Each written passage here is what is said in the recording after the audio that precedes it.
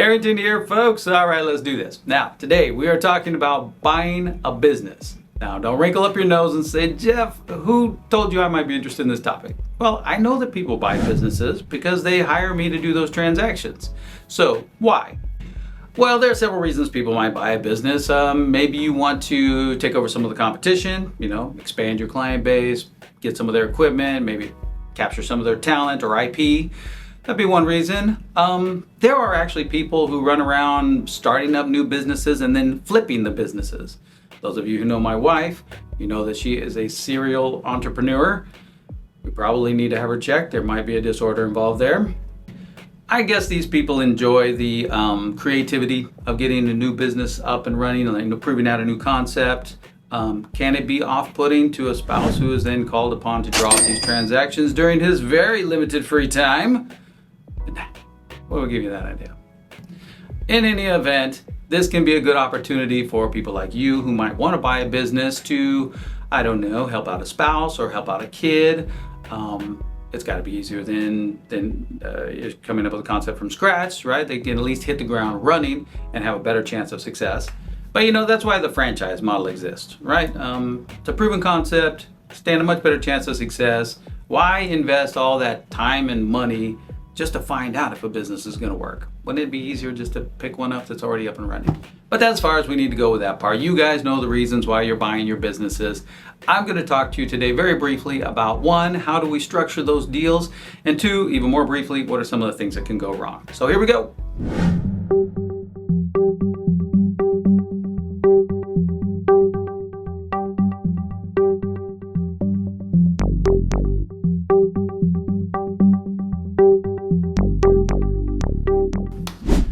Part one, okay, let's call this a share purchase. And if it's a corporation, it will in fact be a share purchase. If it's an LLC or partnership or some other kind of entity that doesn't actually have shares, well, it will be the equivalent of a share purchase. Membership units, or we could just talk in terms of percentage of ownership. But for our purposes here today, just to keep things simple, I will say share purchase, and you will know what I mean by that. So when you buy the ownership interest, you do a share purchase agreement, you are stepping into the shoes of the owner or owners, and you just take over. The company remains in place and you're the new owner, and you just move forward. Sounds very simple. In fact, it is pretty simple. You sign the share purchase agreement, you pay the money, we're going to amend your corporate documents, we're going to amend the state filing, but that's pretty much it. Then you just go ahead and run the business. Now, one of the main things that we talk about in the context of a share purchase is that due diligence. Okay, now what do I mean by that? Well, if you are taking over the company, then that means you're taking over both the good and the bad, right? Liabilities as well as assets. So you're going to want to do at least some limited due diligence. Now, let me just say this off the top. Due diligence, there's a whole spectrum of what you can do in terms of due diligence. This podcast is by and large for small business persons, so I would suggest to you to do a little cost benefits analysis, because you can go really far into the weeds on the due diligence. You can start hiring forensic accountants. You can hire all kinds of professionals to really look into your IP position. Is it everything you've been told that it is? And you can spend a great deal of money. Sometimes you will want to do that. It might depend on the size of the transaction. But I think that by and large, you may want to limit the amount of due diligence that you're going to do, because it just probably doesn't make sense to spend all that much money. What would be a more limited type of due diligence? Well, you're probably going to at least want to know, is the company involved in any litigation? Are there any ascertainable threats of future litigation? What about the employees? Have they all been paid? Are there any labor matters out there that you might inherit? And then obviously the big one is money. You've been given some financial records. Can you, stand by the cashier and see the money hit the till and then extrapolate and kind of see if it squares with the numbers you've been given?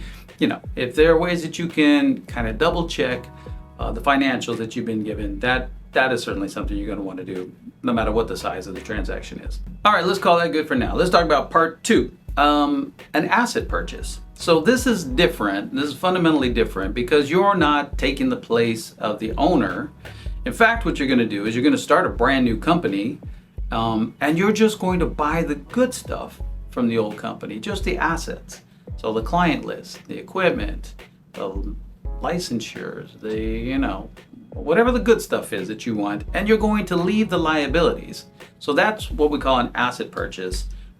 You're just extracting the good and you're leaving whatever potential bad there might be. One of the nice things about doing an asset purchase, obviously, is that there's less need for due diligence.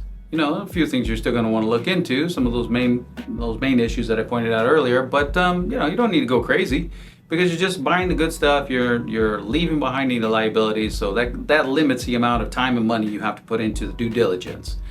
Now, you might be thinking, well, hell, why wouldn't we always do an asset purchase? I mean, why would anybody do a share purchase if you can just take the good stuff and leave the bad stuff?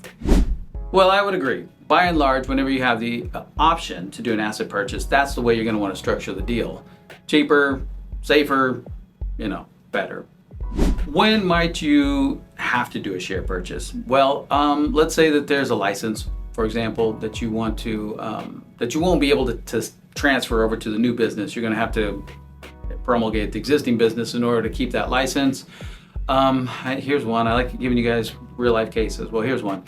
So a client of mine bought a beauty salon for his wife, and she started this new business, but after investing thousands and thousands of dollars in building out the place and getting everything, buying the equipment and getting it all ready to go, she then finds out that there's a usage problem. In other words, the city/county doesn't approve the use of that space for beauty spa, although the previous business there was a beauty spa. So this is an example of what I'm talking about. The previous business was somehow grandfathered in, or they were traveling under the license of a medical professional that was in the building.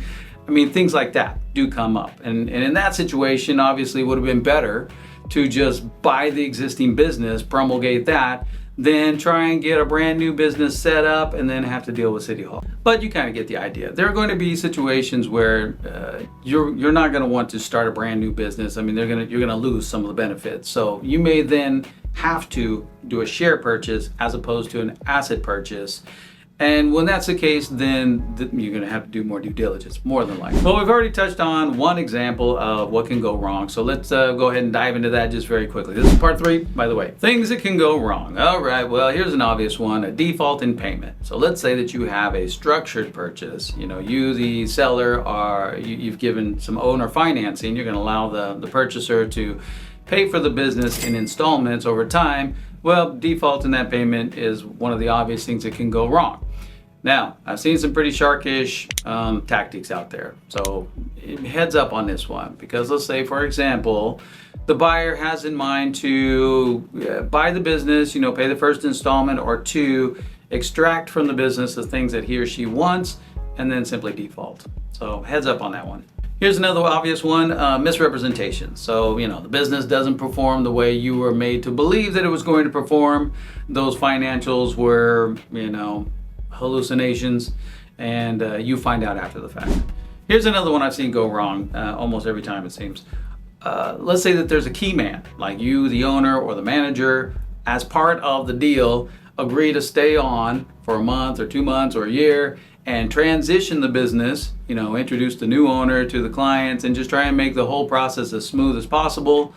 Well, maybe that can work. It doesn't seem to work very well in practice, especially where the owner or manager has agreed to work for free. I never see those deals go well. I mean, most of these items are things that you can kind of get, you can avoid through a decent amount of due diligence or just some careful contracting, doing some things that are more intuitive and that are not going to blow up in an obviously predictable way. But there's one other thing I've seen go wrong, which is where maybe just the magic, or more likely the sacrifice of the previous owner, is gone after the sale. So maybe the person that was running the business before was just very charismatic, very personable, and the clients and the client base that they built up had a lot to do with that person's personality or talent or whatever it is, that they had going for them, the magic, and there's just no way to recapture that afterwards. The other thing is, as I mentioned, sacrifice. I mean, any of you guys who are running your own business, you know that this is not the easiest gig in the world, man. Weekends, after hours, all that kind of stuff. So, maybe the seller was putting into the business a great deal more than what you realized, and it's not going to be as easy to keep things going at the same level. And that's very hard to plan for. There's hard to pick that up in due diligence. And that can sometimes be the case. So that's why you care about buying a business. And I hope I didn't go negative on you guys. I mean, a lot of good things happen with the sale purchase of agreements. After all, the whole franchise concept is based upon that. It's got to be a lot easier than starting from scratch. So yeah, it can be a good thing. But I just want to say one last thing very quickly. For whatever reason this week, I've gotten like 3 or 4 of you verbally commenting on these videos. By and large positive, so I want to thank you for that. Now look, there's nothing preventing you from, putting a little comment down here so that Google also knows that you're out there. But I'll take what I can get. At least I know I'm not talking to myself. So thank you very much. And that's it, guys. Talk to you next time.